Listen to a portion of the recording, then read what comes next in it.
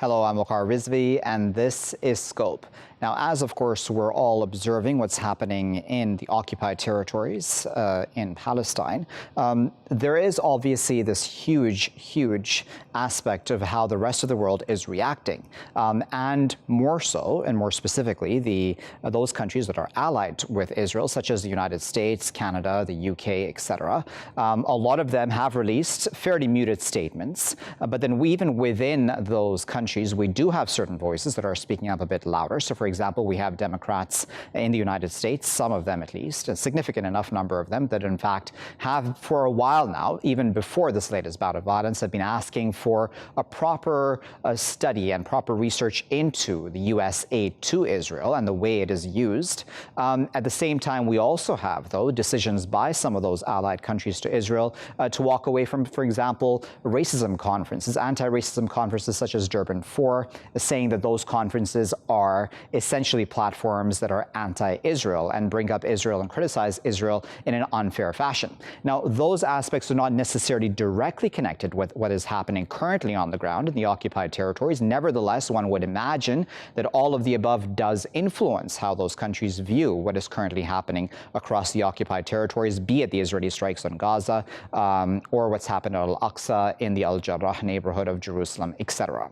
Let's discuss all of those issues a bit further. I'm joined by Drs. Richard Falk and Riccardo Bocco. Richard is a former UN Special Rapporteur on Human Rights in the Palestinian territories. He's also an Albert G. Miliband Professor Emeritus of International Law at Princeton University. He's joining us today from Turkey.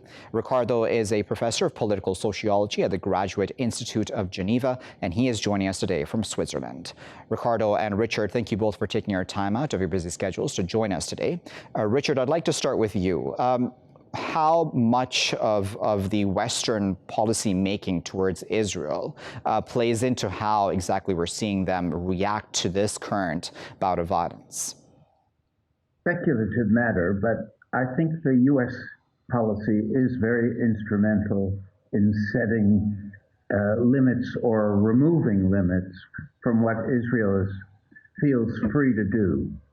And if the U.S. were to take a firmer position, Israel would not pursue its expansionist agenda with as much zeal, and the Palestinians wouldn't be as provoked, and they would not be provoked into retaliating and leading to an escalating cycle, which we're witnessing now, and where Israel moves toward a disproportionate, excessive, and indiscriminate use of high technology weaponry against it, and a essentially trapped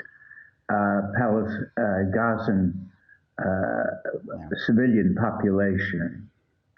Riccardo, I wanted to get your thoughts on that as well, because a lot of the statements that have come out, as I'm sure you've read as well, some of them don't even actually mention Palestine or Palestinians, right? There's just condemnation of rockets that are being fired from Gaza into, for example, Israeli cities, but there isn't a contextualization of why those rockets are even being fired. And this is coming out from a lot of, again, countries allied to Israel. What are your thoughts on that and how that then affects the narrative?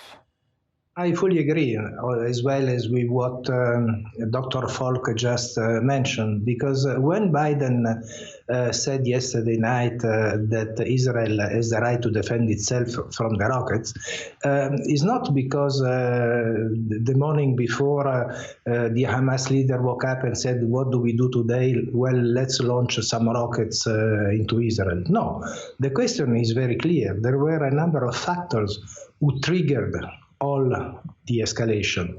To begin with, in Jerusalem, the eviction of the Sheikh Jarrah inhabitants, 80 people, themselves refugees of the 1967 war. Then there were the Jewish supremacists chanting death to the Arabs in the streets and preventing Muslims to properly shift their day of fasting into the iftar. Then you had all the clashes on the Al-Aqsa Mosque and Dome of the Rock esplanade. So there are a number of factors that have been triggering all what we witness now. And what is happening which is very serious, happens in Israel itself, because the clashes in Jaffa, Lod, Bat Yam, in Haifa, they are the clear sign that beyond specific issues, there are more general ones, whereby the Arab population in Israel, almost 2 million people, are discriminated against. And Dr. Falk, who has written a very important report on apartheid in Israel, co-signed with Virginia Tilley, his report, after 24 hours having been posted on the UN website, was pulled by Antonio Guterres. Indeed. And Richard, I wanted to, of course, get your thoughts on what Riccardo there just said at the end. And secondly, of course, I wanted to add this on. When it comes to, and I'm just using this as an example, certainly, as symbolic of what and how exactly many of these countries respond to Israel overall and view it. When it comes to the Durban 4 conference, as you well know, a lot of countries have pulled out of that, saying that it's an anti-Israel platform. Is there legitimate criticism of those conferences? Are they right in that regard?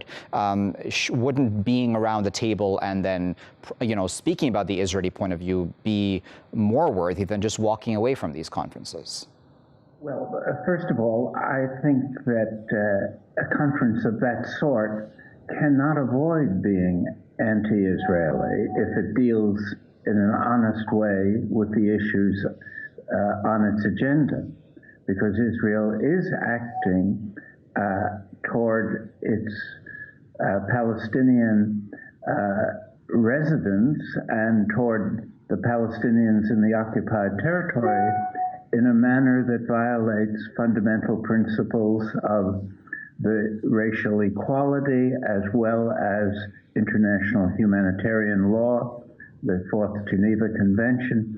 So Israel is a poster case of a pariah state behaving in defiance of international norms in Palestine, which the UN has a special responsibility for. It was given that responsibility when the British ended their mandate in 1947. And ever since, the UN has failed to find a solution that protects the basic rights of the Palestinian people. And I think Riccardo's comments were very much correct to contextualize the events before us in terms of an Israeli effort to continue the ethnic cleansing of Palestinians in the face of settler pressure, settlers who have continuously established and expanded unlawful settlements.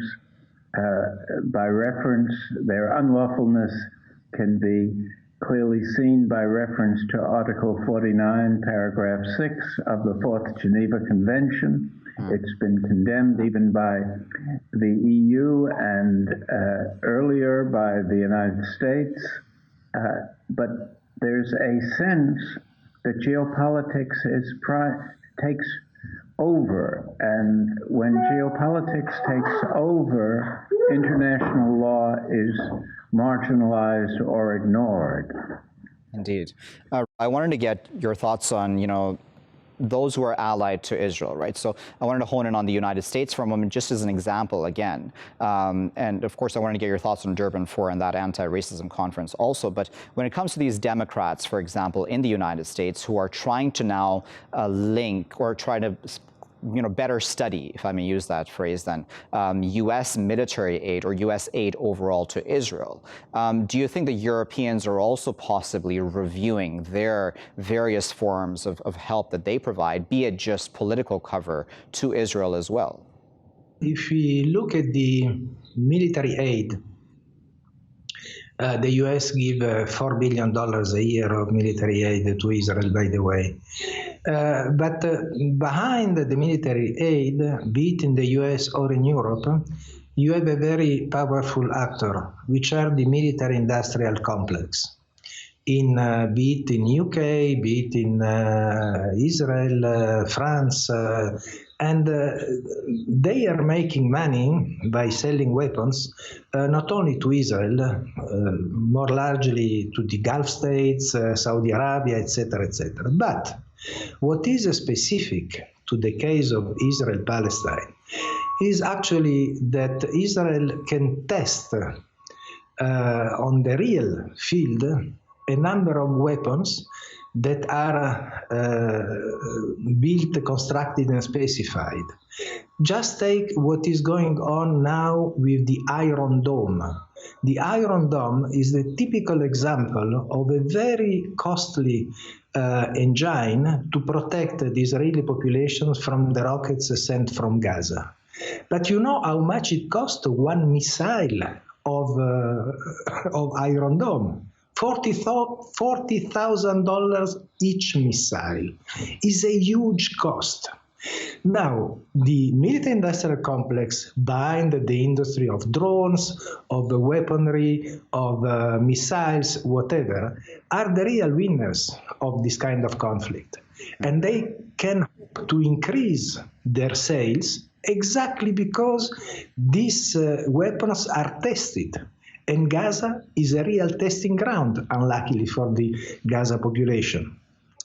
So the question of the military aid, I laugh because the economic interests of the lobbies that are behind are huge. Yeah. And in the States, you have definitely the military-industrial complex, but then you also have the Christian Zionists. The evangelists constitute 35% of the American electorate. So Biden or Trump, they have to count on that. Richard, times something like this happens in the occupied territories, there's always talk, as I'm sure you're well aware of, that that the tide is changing. That many people, even in those countries that are allied to Israel, that they're realizing what's really happening on the ground ever so slowly. In that process, if that is the truth, and you can correct me if I'm wrong on that, where are we at? I mean, are we at a point where we can say, oh, things have now finally changed and that policy making might change? Well, my impression is that there are contradictory elements so far as the attitude internationally is toward the conflict. During the Trump presidency, the normalization agreements with the Arab neighbors gave Israel their own immediate region and ended their political isolation to some extent. And so that worked, I think, in the other direction. You have notable developments in terms of delegitimizing Israel. The Israeli NGO B'Tselem, the most respected human rights group in Israel, issued a report confirming our allegation in 2017 that Israel was an apartheid state, and that apartheid applied not only to the occupied Palestinian territories, but to Israel itself. And now more recently, just in the past month, Human Rights Watch, one of the most influential NGOs in the world, issued a confirming voluminous report, which also concluded that apartheid applied to the occupied territory and to Israel. Our 2017 Esquire report that Riccardo mentioned as having been removed from the UN website under pressure from Israel and the US in the Security Council, that report extended the apartheid regime of Israel to cover refugees and exiles. In other words, it applied to the Palestinian people rather than just to the territory. And we feel that was appropriate because Israel's policies from the beginning, from the time that this state was first established after the partition agreement, Israel has always tried to practice a politics of fragmentation. In other words, to separate the Palestinian people so that Israel could maintain a Jewish majority within its borders, and that it would have a manageable demographic outside in the occupied territory. So ethnic cleansing has been embedded in the Zionist project from its very inception.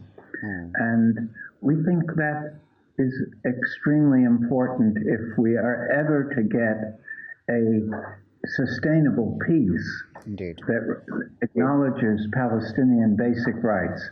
Apartheid has to be dismantled, as was the case with South Africa. Well, unfortunately, the clock has gotten the best of us. I do apologize for interrupting you, Richard, but we really appreciate both yourself and Riccardo for taking our time out to speak to us today. Richard Falk there was speaking to us from Turkey, and Riccardo Bocco was speaking to us from Switzerland. We were discussing, as I said, Western countries, those who are allied to the United States, be it Europe, allied to Israel, I should say, pardon me, be it the United States or European countries, and how they've reacted to this latest bout of violence, how overall they view Israel, be it through anti-racism conferences or otherwise military aid, as well as Riccardo there spoke of in detail. We will continue this discussion after this break with two other guests. Welcome back, viewers. You're still here in Scope with me, Waqar Rizvi. We're continuing the discussion when it comes to what's happening and has happened throughout the occupied Palestinian territories of recent, as well as, of course, the context that one can see through how a lot of these Western countries that are allied with Israel have acted overall when it comes to policy making vis-a-vis Israel, be it the Durban IV anti-racism conference, which a number of them have decided to boycott, as well as the call by certain Democrats in the U.S. to now study really in detail the U.S. military aid to Israel and to, in fact, link that then to human rights issues, which take place, of course, in the occupied territories as well. Let's continue that discussion. We're now joined by Dr. Emilio David and Dr. Mark Ayyash. Emilio is an adjunct law professor at Osgood Law School at York University. He's joining us today from Toronto, Ontario. Joining us from Halifax, Nova Scotia is Mark, who is an associate professor of sociology at Mount Royal University. Mark and Emilio, thank you both for your time today. Mark, let me start with you. I mentioned Durban IV because I know that Canada has also decided to boycott that conference, saying that it's essentially a platform for anti-Israel rhetoric and anti-Israel bias. Is that a legitimate accusation? Thank you very much for having me on your program here today. No, it is not a legitimate accusation. And it is only, I believe, Canada, the United States, and Australia that have so far said that they will not attend this conference and that they are voicing concern about its anti-Israel bias. The fact of the matter is that these are three settler colonial states. And we've seen them stand by the other settler colonial state in this case, which is Israel, and basically protect them and provide them with diplomatic and political cover for decades now.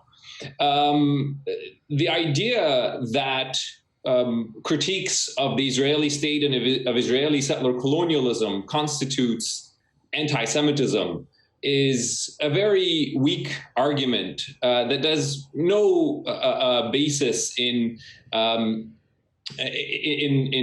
serious scholarly analysis of anti-Semitism, the destructive, of course, problem of anti-Semitism.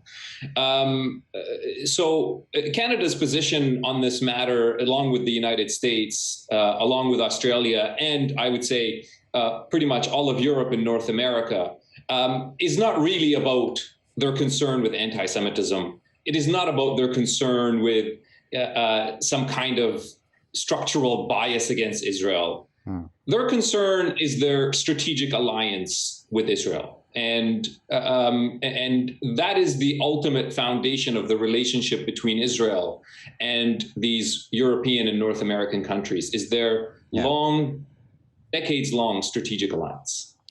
So is the tide changing, though? And I know that every single time something like this happens in the occupied territories, there's always this conversation that, oh, things are changing because we do have more and more voices, ever so slowly, even within the establishments of these respective countries, speaking out about Palestinian rights as well. So, for example, I believe in Canada, the NDP, one of the opposition parties, has also spoken out about what's happened in the occupied territories. And then in the U.S., as I said, a number of other politicians have as well. Lower level ones, not at the cabinet level. Is the tide changing?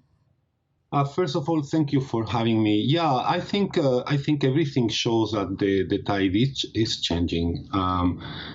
We have data from the Democratic Party in the U.S., for example, showing that the youth of the Democratic Party has a very different views on Palestine than the establishment. But that there is no doubt that the tide is changing, but I think it's necessary to contextualize, to understand the work that needs to be done ahead. One needs to really deeply understand the roots and the intertwined relationship that there is between Israel and Western powers. I mean, this covering up of Israeli crimes started long ago and took so many shapes that we need to somehow unveil in order to understand what needs to be done. This started a long time ago with the invisibilization, the total invisibilization of Palestinians, of the Palestinian existence, I would say. I mean, we can refer there to the Balfour Declaration, for example, that for the first time committed the support of the British government in 1917 to the construction of a homeland for Jewish people, and this declaration referred to Palestinians who were the majority of the population at the time as non-Jewish communities in Palestine, but also we have seen that repeated in the slogans of the Zionist movement that are again repeated in the West, like, for example, that Palestine was a land without a people for a people without a land, or things like that. That continue during the 90s. We need to remember that for the Madrid negotiations, that were the first negotiations carried out in Oslo in order to reach some kind of agreement between Israelis and Palestinians. To the Madrid negotiations, Palestinians could only participate not as Palestinians, but as part of a Jordanian delegation. But the denial also covers other dimensions of Palestinian life, like the denial of the Palestinian capacity to produce a reliable historiography, for example. I mean, all these things that Human Rights Watch and other people are saying were said by Palestinians a long time ago, and only when these things are said by Israelis or by international organizations, we start taking it seriously. So, yes, the tide is changing, but these relations and this covering up is so profound and so deep that there is so much to do. You know, Mark, another one of the conversations that's happening online, of course, keeping in mind the IHRA definition of anti-Semitism, which, as we know, essentially, and I'm paraphrasing right now, does equate any criticism of Israel really with anti-Semitism, except with, I believe, very few exceptions. Within that, then there is then talk of, do Palestinians even have the right to self-defense? And I mean, again, that's paraphrased in many words, where any retaliation by Palestinians vis-a-vis the rockets or whatever, as much as many of us may not like it, I mean, you know, there is a right to self-defense that is just a logical right, and that is in international law as well. What are your thoughts about that? So, I mean, just to provide context for that IHRA definition of anti-Semitism, it has always been a kind of a top-down process of creating that definition and then disseminating and proposing that governments and institutions across Europe and North America adopt that definition. And its sole purpose, it's not to stop, the destructive and horrors of anti-Semitism, which is certainly a very serious problem in Europe and North America and elsewhere. But it's not really to address that problem, but to silence what I would say are serious critiques of the Israeli state. So the IHRA might be okay with you, for example, saying, oh, I don't like Netanyahu, or I don't like how this policy was executed. They're fine with that. But that's not really the serious critique that we're talking about here. They're specifically addressing the Palestinian critique of the Israeli state, which takes it back, rightfully so, to its colonial and settler colonial rule. To just kind of reiterate and come back to this question of self-defense and reiterate what Emilio has excellently outlined. The Zionist movement has always known throughout history, and still to this day with Israel, they've always known that they've needed a superpower to help them make Israel a reality. They always knew that you had to displace the native Palestinians from their lands in order to create an Israeli state. And they always knew that they needed a superpower to accomplish that. That's why they were allied with the British, and that's why they have now their alliance with the American empire, or the American superpower. And vice versa, those imperial powers have always looked at Israel as basically a strategic settler colonial garrison state that helps them achieve their imperial interests in that regions, economic interests, political interests, and so on. And so all of this discourse that we hear today around, oh, it's all about Hamas or whatever other faction within Palestinian society and Palestinian politics, whatever violence they use, that becomes then the excuse that they use to justify Israeli actions. But I mean, there's no serious, again, from a scholarly viewpoint, I'm sorry to say, there's no, well, I'm not sorry to say, this is the reality.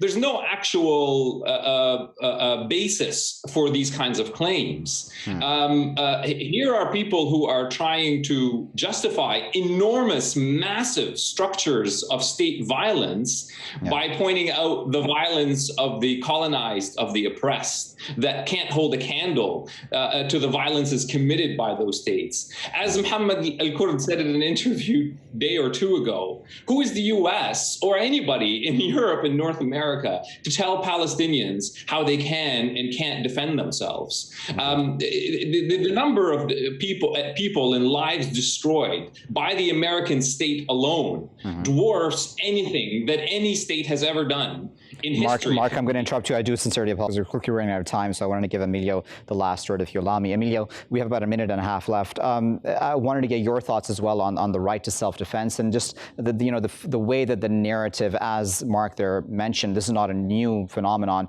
has again been framed around just now the rockets. Well, let me say that the argument of self-defense from a legal point of view, from an international law point of view, is preposterous. I mean, what Israel has is not a right to defend itself. Israel, according to international law, has an obligation to protect civilian population and the occupied population in the West Bank and Gaza. So really, the argument of self-defense decontextualizes completely. I mean, how absurd is to pretend that a superpower like Israel, occupying and humiliating on a daily basis an entire population, can actually argue that its actions are an act of self-defense. Actually, what we have in Palestine since 1948 is a structural and systematic and scientifically articulated colonial violence. And this is what Western countries are covering up. Now, it's not just about the definition of anti-Semitism that came up some time ago, but this covering up covers all dimensions of political, economic, and diplomatic life. I mean, take a look to the UN Security Council resolutions on Palestine and how they are vetoed, systematically vetoed by the US. But look also at the ICC, the International Criminal Court. Palestinians are asking an international tribunal to investigate war crimes, the most serious crimes under international law. And this is being called a violent reaction or an unacceptable reaction by the U.S. and other Western countries. So no, here the objective is to silence any critique of Israeli colonial violence.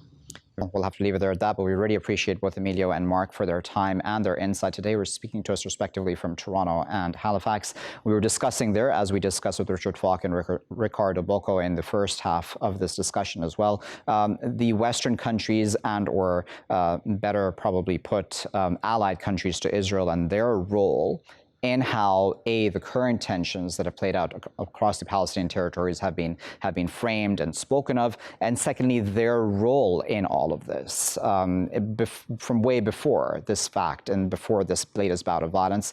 Those are extremely important conversations to have, because if we don't have that context, that we don't understand the relations back and forth, in fact, this is a mutually beneficial relationship for many of these sides, as our guests throughout this conversation have pointed out.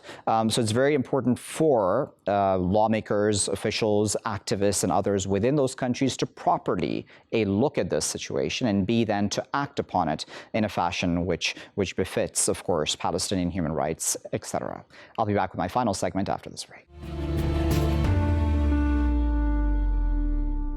Welcome back, viewers. You're still here in Scope with me, Waqar Rizvi. Now, when it comes to the COVID situation on mainland India, there's been a lot of discussion, legitimately so, of course, about how dismal the situation has been because of the variant, because of a shortage of oxygen supplies, etc. But there's been less discussion, unfortunately, in international media about the situation within occupied Kashmir itself. And the situation there is quite dire when it comes to even oxygen supplies, when it comes to the number of cases. And this is on top of, a whole host of other issues that region faces anyhow, even before the pandemic existed, and its healthcare system was already crumbling even at that time.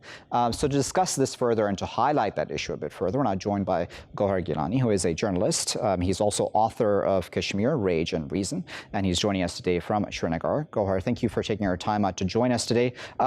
As I said, even before the pandemic, there were a lot of issues that the region faced, but just contextualize for us and our viewers how bad things have gotten within the pandemic. I know that there's an order now in place for doctors not to speak to the media because there's a fear that they will then speak of shortages of supplies and other than issues within the healthcare infrastructure.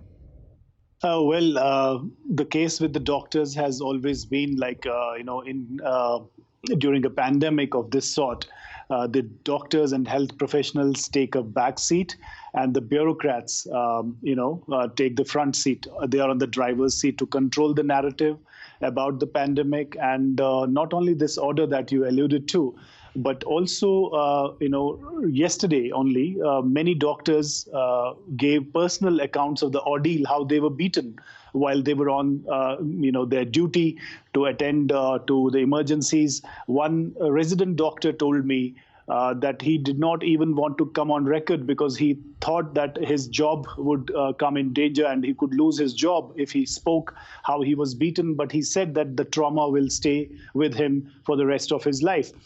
Yes, I mean, in terms of, I will tell you a little context. In March this year, the cases had come down so much so that in entire Kashmir Valley and the valleys of Chenab and the Pir Panchal and also the plains of Jammu, we would only have a caseload of 60 odd cases on a daily basis with no deaths. There was an occasional death after a week or after 5 days. But then what happened is very interesting, that the government of India and also the local administration in Jammu and Kashmir threw open tourism in Kashmir, and the tulip garden was thrown open. And Mr. Modi, Prime Minister of India, wrote a tweet and urged all Indian tourists to throng the tulip garden of Srinagar, which is the Asia's largest tulip garden. And then the tourists from states like Gujarat and Maharashtra, which were like, the epicenters of this second wave. So they started coming in, and there was not, testing took place on a serious note, and they got to the valleys of Gulmarg, Pahalgam, and they roamed around. And since then, now the situation has become so dire that we now have more than 5,000 or close to 5,000 cases on a daily basis in a small place like J&K, and we have 60 plus deaths on a daily basis taking place, and all doctors have been barred from speaking to media except for one spokesperson. So the situation is really bad on that count. And about the oxygen supply issue, I know that that's an issue, of course, in mainland India as well, but then within Kashmir, there is also an issue of oxygen supplies where NGOs will now not have access to the oxygen. That will, of course, make things worse as well. Happened. There is one NGO, non-governmental organization, which has a record of great work and great service for the last 15 years. It's called Atrot, which actually means lending a helping hand in Kashmiri language. It's a Kashmiri word, and they have worked in the floods, earthquakes, and all the prolonged periods of curfews, and also during this pandemic. And they actually donated 6 ventilators, costing 7.5 lakh each, to the hospital, to the government hospital. And that caused an embarrassment to the bureaucracy and the administration. And they actually asked the superintendent of that chest and disease hospital in Srinagar to return those ventilators last year. But this is the same organization which in a record 3-day time created a makeshift hospital with 100 beds, with 100 oxygen concentrators, with out of those 28 high-flow oxygens. It caused further embarrassment to the administration, which actually believes in a lot of propaganda and less work. So then this order came that you are talking about, which actually said that all the oxygen supply would be controlled by the government, and anybody, even if it be it an individual or organization, has to go through the bureaucratic red tape.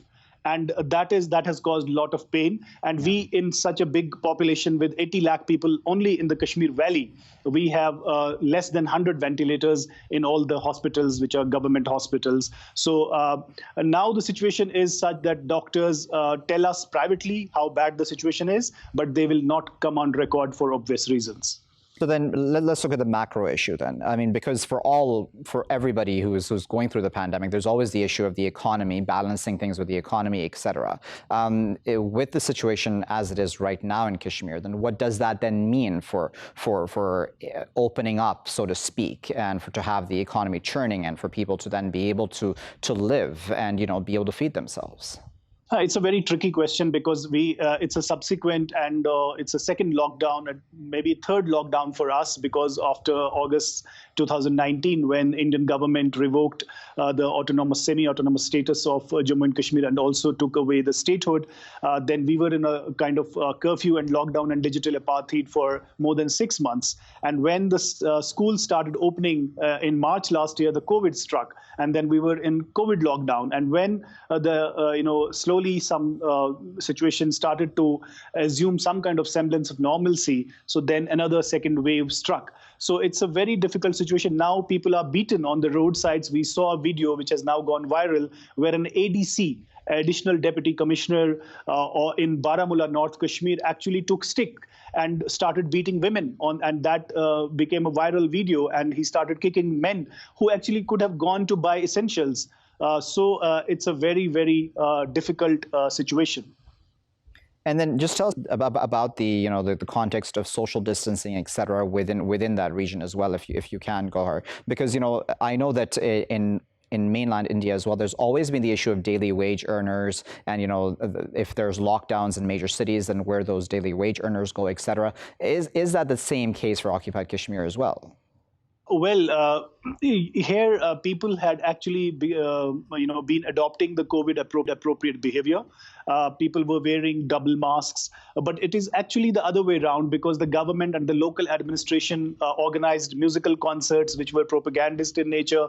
They threw open Khelo India programs in Gulmarg and also urged people to visit the tulip gardens. And then, at every place, what happens when people start assuming that everything is now normal because every ideas started flowing from the top. So that became a problematic, and that resulted in this situation that we are in right now.